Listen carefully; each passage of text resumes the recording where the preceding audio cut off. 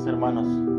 Hoy seguimos con el programa Mensajero Cristiano y tenemos este privilegio de estar aquí presentes en la Casa de la Biblia, que es una asociación bíblica de Costa Rica y que tiene más experiencia de esta obra, predicar el Evangelio y proclamar verdades bíblicas por medio de repartiendo Biblias aquí en este país.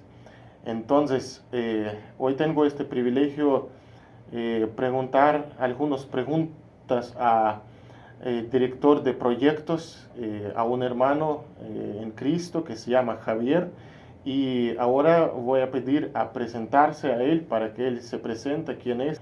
Entonces, hermano Javier, le pido por favor preséntase a nuestros oyentes y nuestros hermanos de la iglesia. Mi nombre es Javier Fallas, yo tengo 29 años, actualmente soy el director de proyectos de la Sociedad Bíblica de Costa Rica. Hace más de 3 años que estoy trabajando acá y tengo 17 años de haberme convertido al Señor. Lo hice desde muy tempranas edades, aproximadamente como a mis 12, 13 años aproximadamente en un campamento, y desde ahí he dedicado mi vida a servirle a Él. De profesión soy psicólogo y también estudié teología, entonces he utilizado ambos saberes y ambos campos profesionales para servirle a Dios en los diferentes ámbitos donde me desenvuelvo. Bueno, si hablamos de su vida personal, ¿cómo Dios llamó a usted exactamente, precisamente a la Casa de la Biblia? Sí, esto fue bastante curioso porque yo me fui a estudiar teología argentina y en Argentina tuve la posibilidad de colaborar con la Sociedad Bíblica de Argentina como un tipo de voluntariado. Asistía a las actividades que hacían, ¿verdad? Y ahí tuve mi primera experiencia con la Sociedad Bíblica. Me interesé mucho en su misión, en su visión. Entonces, cuando regresé a Costa Rica, escribí a la que era directora de la Sociedad Bíblica en ese momento, diciéndole que estaba muy interesado en formar parte de la Sociedad Bíblica, ¿verdad? Y oré y le dije al Señor que quería desempeñarme en un trabajo en el cual yo me sintiese siempre contento y feliz de despertar y de ir, ¿verdad? Entonces oraba mucho por poder entrar acá a la Sociedad Bíblica. Y después de un tiempo recibí respuesta de la directora, tuvimos una entrevista y todas las cosas fluyeron de una manera bastante rápida, bastante amena, ¿verdad? Y eso me confirmó que efectivamente era acá donde el Señor me quería. Sí, amén. Entonces, nuestro énfasis es más hablar de la obra de la Casa de la Biblia aquí en Costa Rica. Entonces me gustaría saber un poco de la historia de la Casa de la Biblia. ¿Quién fundó esta obra también? Puede ser bajo de cuáles circunstancias. Puede ser algunos milagros de Dios en este camino. Bueno. Okay. Bueno, para hablar de la historia de la Sociedad Bíblica hay que remontarse bastantes años. Más o menos en 1853 que empiezan a ingresar por primera vez las primeras Biblias al país, gracias a un comerciante y funcionario de la Sociedad Bíblica Británica y Extranjería, don William Le Lachère. Él se da cuenta del café que hay acá en el país y ve que es un producto bastante bueno y de calidad de exportación mundial, ¿verdad? Entonces, ¿qué es lo que hace él? Empieza a reclutar a los hijos de los cafetaleros, ¿verdad? De la oligarquía cafetalera en ese momento, se los lleva a estudiar a Inglaterra. Y en ese proceso también empieza a traer Biblias acá al país, ¿verdad? Entonces desde ese momento ya hay una conexión entre el país, entre Costa Rica, ¿verdad? Y la Sociedad Bíblica Británica, que es la primera sociedad bíblica en el mundo, ¿verdad? Posteriormente a eso, después del fallecimiento de William Le Lachère, ¿verdad? El reverendo Pascal viaja acá al país, ¿verdad? Por medio de la Sociedad Bíblica Británica también, y empieza un acto de evangelización, de alfabetismo bíblico, enseñar a leer la Biblia. Se dice que él en los horarios de almuerzo de los trabajadores enseñaba la palabra de Dios, enseñaba las parábolas, ¿verdad? Y justo después de la Segunda Guerra Mundial, las sociedades bíblicas, las diferentes sociedades bíblicas deciden formar Sociedad Bíblica Unida, ¿verdad? Y llevar la misión de publicar, distribuir la palabra de Dios en los idiomas y formatos en los que la gente lo necesita. La Sociedad Bíblica de Costa Rica puntualmente fue primeramente gracias a Alden Covell, que es uno de los fundadores de la Sociedad Bíblica, con un grupo de personas que ya estaban acá en el país, provenientes de otras sociedades bíblicas.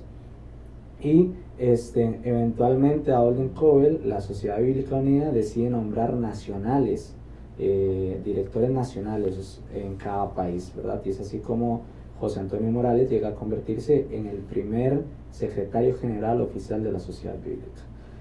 ¿Cómo surge todo esto? Bueno, el ambiente en ese momento no era tan ameno en cuanto a la interacción bíblica, ¿verdad? Entonces él empieza a hacer un trabajo maravilloso de evangelismo, de llevar la palabra de Dios, se asocia con las iglesias, que es parte del corazón de la sociedad bíblica. Nosotros somos herramienta de las iglesias, entonces se asocia con las iglesias, tanto evangélicas como católicas, para empezar a promover el uso y la comprensión de la Biblia, que es parte de nuestra visión. Cómo sucedieron cosas maravillosas. El terreno en el que nosotros nos encontrábamos en este momento fue un terreno donado, eso simplemente fue obra y gracia del Señor.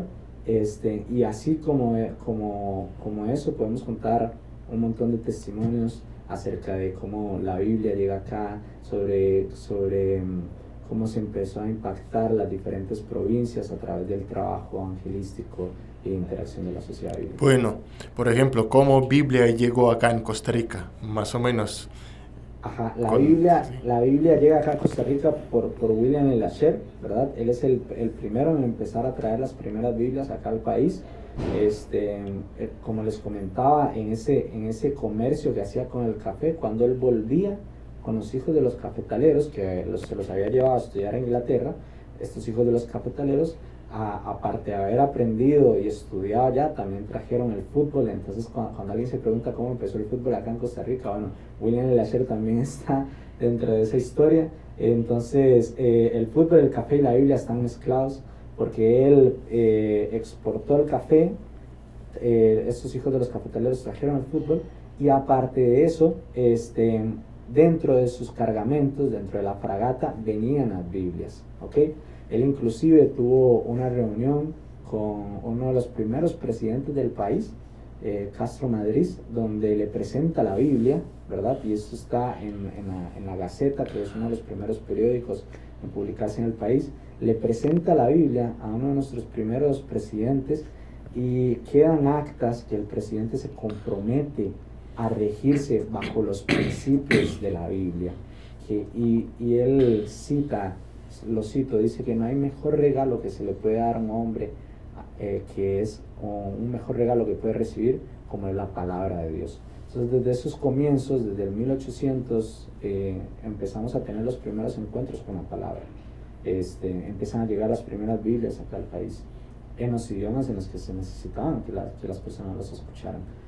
Pascal, que es el reverendo que le sigue después a William Lasher, envía cartas y solicitudes a la Sociedad Bíblica de Inglaterra para que envíe material bíblico para que las personas empiecen a leer la palabra en sus idiomas. Y es de esta manera como empieza a generarse la distribución bíblica acá en el país. Bueno, yo sé que aquí en Costa Rica viven algunas tribus indígenas, ¿verdad? Ellos tienen su idioma, ¿verdad? Ajá.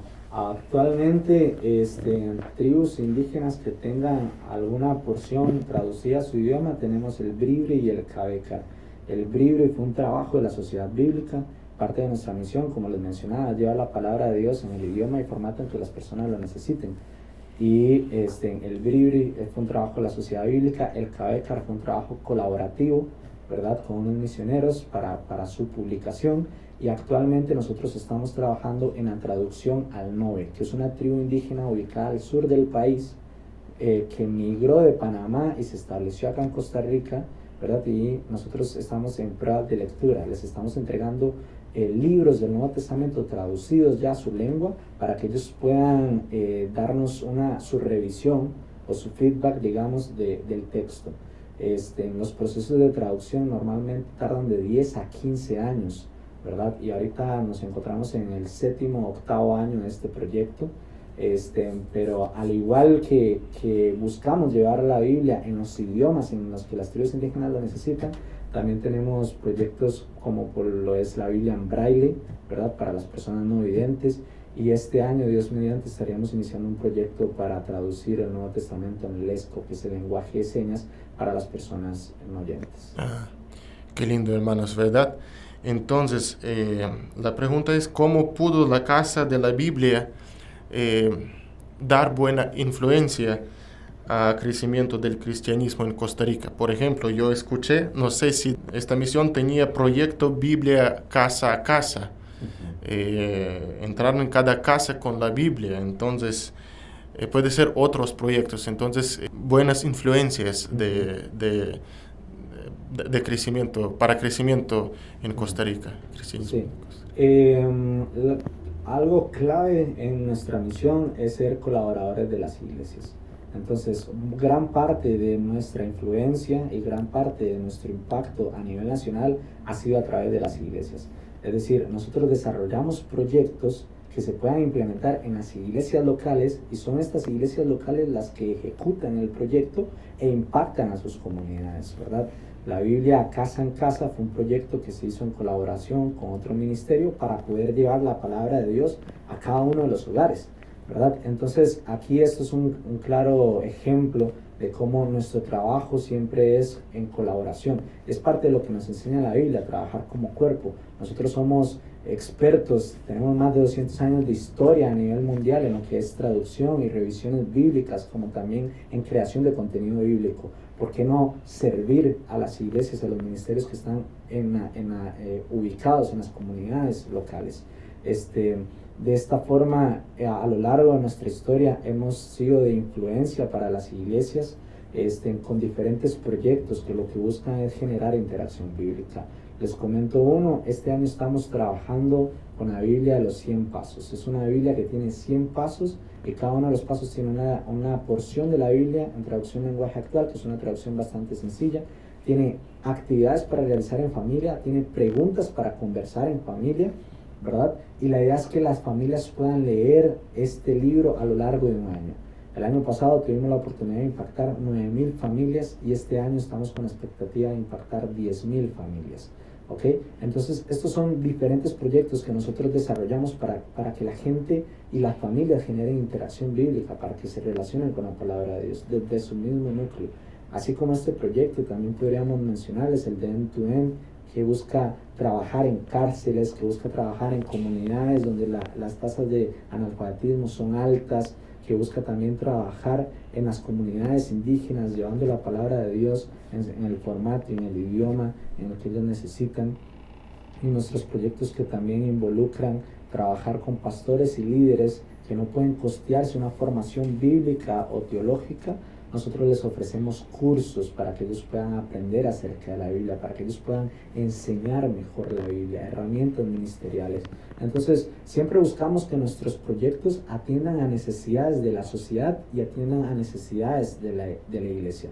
Y eso es quizás lo que nos vuelve relevantes e influyentes en el país, que nuestros proyectos no son proyectos pensados al azar, sino que son pensados en el corazón de la iglesia y en el corazón de la necesidad de las personas. Bueno, yo sé que uno de sus metas es proclamar la importancia de la Biblia, sí, ¿verdad? Y yo sé que su misión tiene Museo de la Biblia. Correcto. Y yo creo que es una buena forma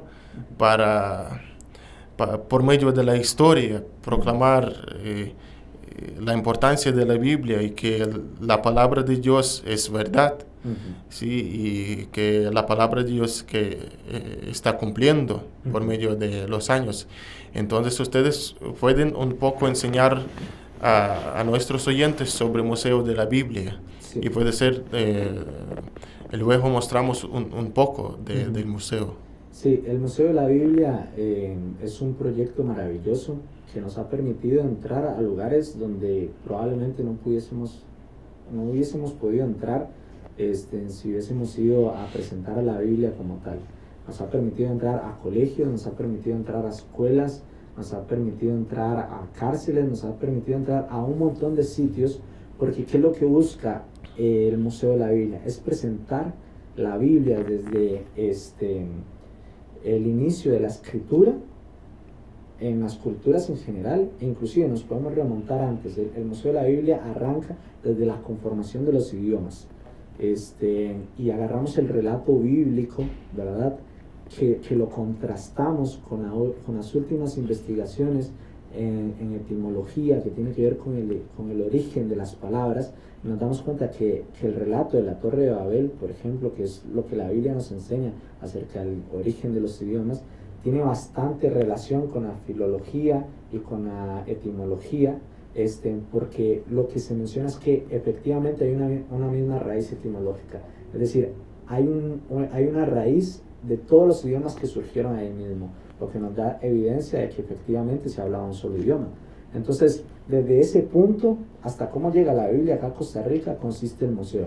Hacemos un repaso histórico y tratamos de presentar a la Biblia como ese libro histórico lleno de cultura, lleno de riqueza, lleno de valores, pero también como la palabra de Dios, como esa palabra única y capaz de transformar la vida del ser humano. Entonces es bastante enriquecedor para las personas que tienen la oportunidad de escuchar el Museo de la Biblia, porque se encuentran con un libro que fue conformado a lo largo de 1000 años, que tiene más de 60 autores, que fue escrito en diferentes contextos, realidades, escrito desde un pastor que escribió hasta un político que escribió en ese mismo libro, y encuentran un mismo hilo conductor a lo largo de la historia, cómo se mantiene, cómo se sostuvo la credibilidad, la confiabilidad de la palabra hasta nuestros tiempos. Entonces es un proyecto maravilloso y nos ha permitido mostrar eso, la Biblia como un libro que tiene una riqueza cultural impresionante, pero como lo que verdaderamente es la palabra de Dios. Sí, yo sé que en Ucrania y Rusia hay algunas misiones que también crearon este museo y pudieron entrar en muchas partes, escuelas, colegios, hasta evangelizar a personas que son de la ciencia. Entonces, muy buena oportunidad. Y yo sé que ustedes están sirviendo a las iglesias para, por ejemplo, mañana van a venir a nuestra iglesia para presentar un poco. Entonces, para que oyentes se conozcan de eso. Bueno, ahora quería hablar de la guerra contra la Biblia. Si algo ha cambiado en la mente de las personas con respecto a la Biblia durante, por ejemplo, últimos 20 o 30 años. ¿Qué piensa usted de eso? Sí, ha cambiado bastante porque los tiempos van evolucionando muy rápidamente, ¿verdad? Y las posturas, por así decirlo, ideológicas o filosóficas van cambiando, ¿verdad? Hace más de 30, 40 años nos encontrábamos en la modernidad, ¿verdad?, donde era de verdades y razones absolutas, se había que defender la Biblia desde el plano científico, ¿verdad?, cómo la Biblia era veraz, cómo la Biblia daba datos exactos. Entonces se le apuntaba, o la guerra contra la Biblia era de tacharla como un libro fantasioso, como un libro que exagera las cosas, como un libro que no muestra una realidad o una historia apegada a la historia universal, ¿verdad? Y entonces ese era mucho el ataque que recibía la Biblia. Pero podíamos encontrar que en la Biblia encontrábamos evidencias arqueológicas, evidencias históricas, evidencias antropológicas. Entonces la misma Biblia sirvió de referente para historiadores, sirvió de referente para arqueólogos, y esto confirmó su veracidad. Siento hoy que la guerra más importante que enfrenta la Biblia, dejando atrás la modernidad, es la posmodernidad y es el relativismo. El relativismo lo que plantea es que no hay verdades absolutas, sino que si a vos te sirve, si vos crees en eso, entonces está bien. Si vos estás bien con eso, está bien. Entonces la Biblia pasó a ser un libro más al lado del de Harry Potter al lado del de cualquier otro libro más. Este es el tiempo en el que vivimos, en el de relativismo, pero la Biblia no es un libro más. Entonces, eso es lo que queremos y eso es con lo que estamos luchando, de tratar de presentar la Biblia como el libro de los libros, como el único libro capaz de transformar, de ir hasta lo más profundo. La Biblia misma lo dice, que es capaz de penetrar hasta lo más profundo del ser humano, llegar hasta la médula ósea, juzga sus pensamientos, sus intenciones, su corazón. ¿Qué otro libro puede hacer esto? ¿Qué otro libro es capaz de hacer esto? Y es solo la palabra de Dios. Entonces, esta es la guerra más fuerte que enfrentamos, que la Biblia aparece como una opción entre muchas otras, pero nosotros sabemos que no es así, que la Biblia es la palabra de Dios y queremos presentarla como eso. Queremos presentarla como aquella que puede dar paz para el que está ansioso, aquella que puede dar esperanza para aquel que está desesperanzado, aquella que puede dar fortaleza para aquel que se siente débil, esa roca firme, y lo único que puede hacer eso es la palabra de Dios. Bueno, ahora hay muchas traducciones que están menospreciando la palabra de Dios, o otras traducciones que pierden la intención de la palabra con respecto del texto original. Entonces, ¿cómo ustedes están luchando contra esta influencia? Esto es un tema en el cual la sociedad bíblica es experta. Tenemos la bendición de tener más de 200 años de experiencia. Tenemos la bendición de contar con los mejores traductores a lo ancho y largo del mundo, que trabajan para la sociedad bíblica. Y como les mencioné, nuestros procesos en traducciones e inversiones son procesos que tardan de 10 a 15 años. Es decir, es un trabajo minucioso, es un trabajo interdisciplinario en el cual el equipo de traducción y el equipo que está realizando revisiones hacia las versiones son antropólogos, eruditos, biblistas, historiadores, sociólogos, psicólogos. Es un trabajo multidisciplinar y también interdenominacional, en el cual participan personas de diferentes denominaciones, todas unidas bajo un mismo sentir, ¿verdad? Que es el ser lo más fieles posibles al texto bíblico. Entonces, sí conocemos que hay una proliferación últimamente de versiones y de traducciones que tardan un año en producirse, o que no utilizan los manuscritos más antiguos o los más confiables, y nuestra batalla frente a eso es poder presentar aquellas versiones y poder presentar aquellas traducciones que sí responden a trabajos serios, que sí responden a trabajos fidedignos a las escrituras, ¿verdad? Entonces, el desafío de la sociedad bíblica es tratar de ser lo más apegado al texto posible, ¿verdad? Y también tratar de comunicar la verdad bíblica de la mejor forma. Porque tal vez por ser muy apegados al texto bíblico, perdemos relevancia porque hay palabras que caen en desuso. Entonces, el equilibrio está en ser lo más posibles apegados al texto bíblico, ¿verdad? Y tratar de comunicar las verdades bíblicas en el idioma y en el formato en que las personas lo necesitan. Bueno, ahora la gente usa mucho tecnología. ¿Cómo usted piensa con respecto de la Biblia en teléfono? ¿Qué usar mejor, la Biblia normal en libro o en el teléfono, en nuestros estudios bíblicos durante el servicio dominical? ¿Qué piensa usted? Yo soy fan de la Biblia en físico. De hecho, ahí tengo mi Biblia físico y es la que utilizo en todo momento. Creo que por más que los avances tecnológicos cada vez son mayores y tenemos un acceso a la tecnología, y que la tecnología no tiene que ser un obstáculo, sino una herramienta que nosotros podemos utilizar para llevar la palabra de Dios, sigo siendo muy fan de lo físico, de la Biblia física. Creo que también lo que nos permite la Biblia física es estar enfocados.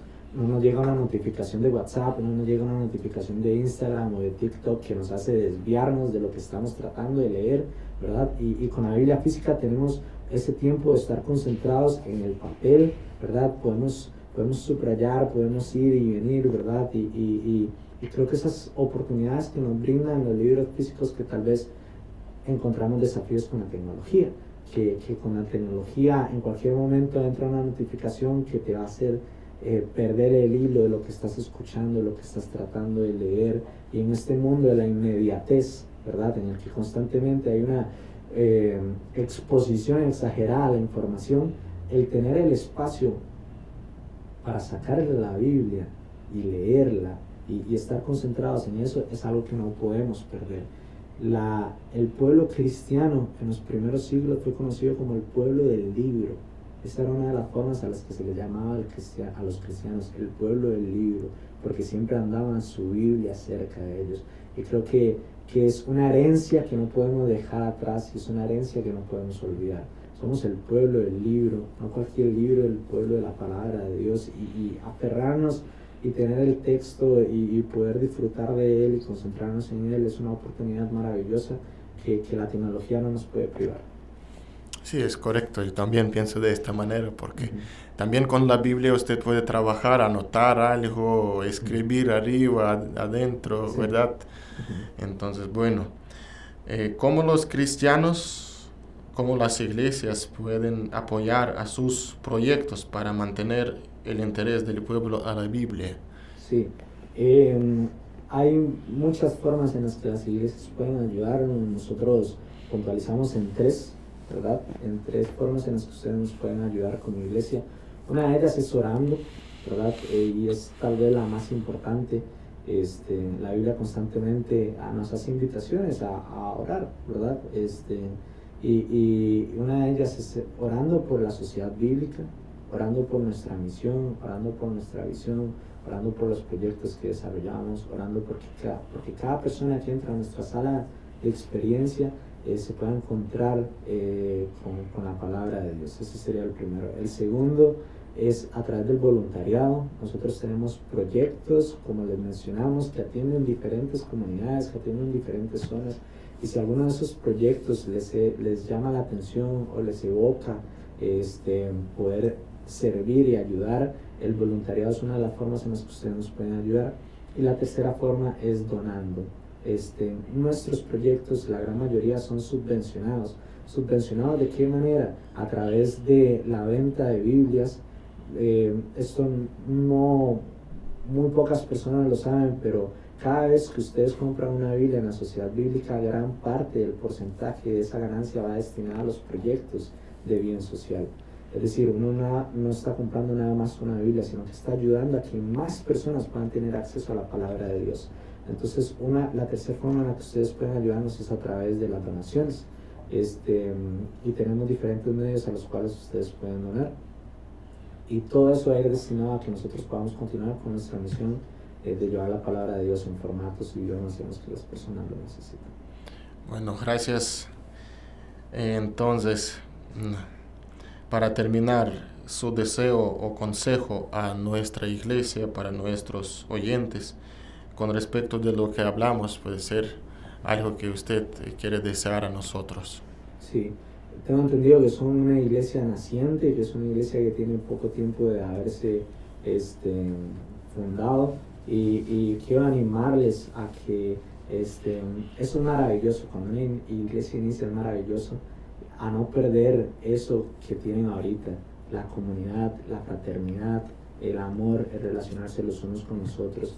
Y estos esfuerzos que están haciendo de llevar el Museo de la Biblia, estos esfuerzos que están haciendo de tener este tipo de conversaciones, creo que son sumamente valiosos, porque lo que nos hacen es apuntar al verdadero objetivo, que es aprender más acerca de la Escritura, aprender más acerca de la palabra de Dios.